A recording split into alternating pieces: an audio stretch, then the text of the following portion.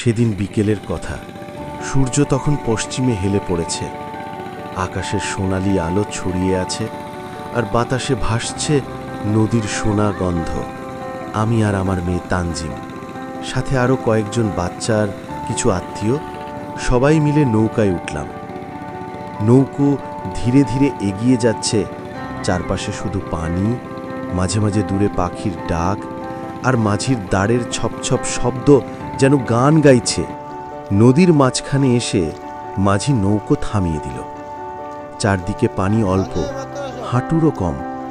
রোদ পড়ে চিকচিক করছে, আর হালকা ঢেউ এসে নৌকায় ধাক্কা দিচ্ছে।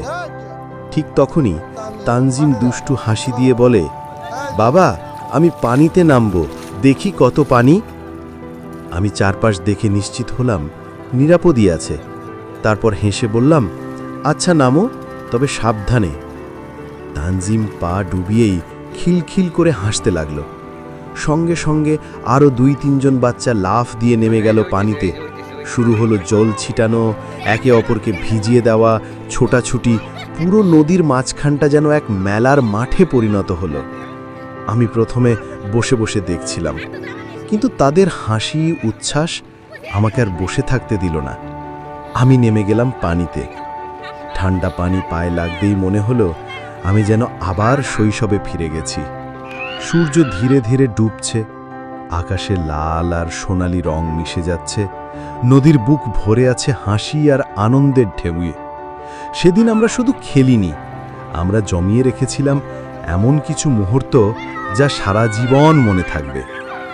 হয়তো জীবনের ব্যস্ততায় এই বিকেলের কথা প্রায় মনে পড়বে, কারণ এমন আনন্দ, এমন নির্ভেজাল হাসি প্রতিদিন পাওয়া যায় না।